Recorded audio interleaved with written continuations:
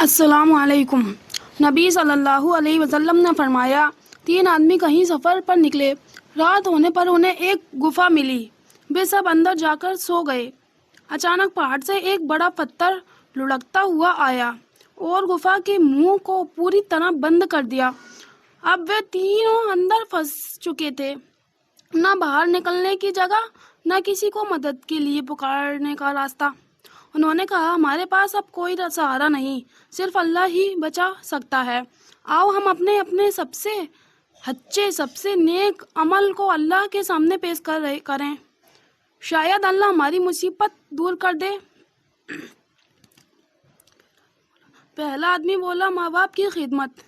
یا اللہ، میرے بوڑھے ماں باپ تھے، میں روز ان کے لیے دودھ نکال کر لاتا۔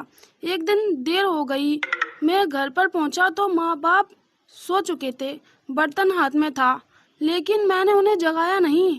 میں ساری رات وہیں کھڑا رہا اور اپنے چھوٹے چھوٹے بچوں کو بھی دودھ نہیں دیا، حالانکہ وہ میرے پیروں سے چپک کر رو رہے تھے۔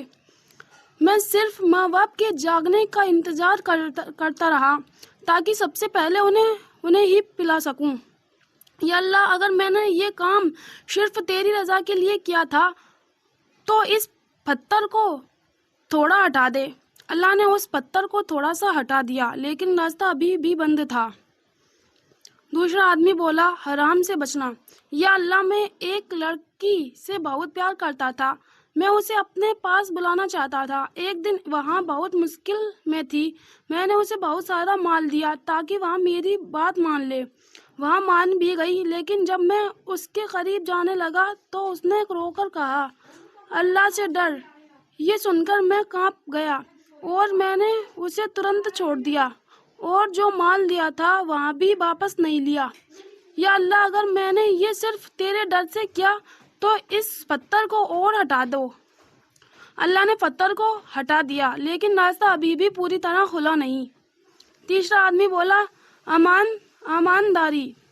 یا اللہ، میرے پاس ایک آدمی اپنی مزدوری چھوڑ کر چلا گیا، میں نے اس کی مزدوری کو بڑھا کر بیاپار کیا، وہاں مال اتنا بڑھا کہ اونٹ، گائے، بکریاں اور نوکر چاکر تک ہو گئے۔ کئی سال بعد وہاں مزدور واپس آیا، اس نے کہا، بھائی میری مزدوری لوٹا دو۔ میں نے کہا، یہ سب اونٹ، گائے، بکریاں سب تمہارے ہیں۔ وہ حیران ہوا، کیا مذاق کرتے ہو؟ میں نے کہا، نہیں، اللہ گواہ ہے، یہ سب تمہارا ہے۔ اور اس نے سب لے لیا اور چلا گیا۔ یا اللہ، اگر میں نے یہ امانت داری صرف تیری خاطر کی تو ہماری مشکلیں دور کر دے۔ اللہ نے پتھر کو پوری طرح ہٹا دیا اور تینوں لوگوں سرکشت باہر نکل آئے۔ یہ حدیث صرف کہانی نہیں، یہ حدیث دلاتی ہے کہ کبھی کبھی جنت کا دروازہ ایک چھوٹا سا نیک عمل کھول دیتا ہے۔ ماں باپ کی خدمت، حرام سے بچنا، امانت کو صحیح لوٹانا، یہ چھوٹے کام نہیں ہیں، یہی مصیبت میں ہماری ڈھال بنتے ہیں۔ اگر تم بھی چاہتے ہو کہ اللہ اندھیری گفاؤں میں تمہارے لیے راستے کھولے تو اپنے عمل کو صاف کر لو۔ اللہ کبھی سچے لوگوں کو اکیلا نہیں چھوڑتا۔ السلام علیکم۔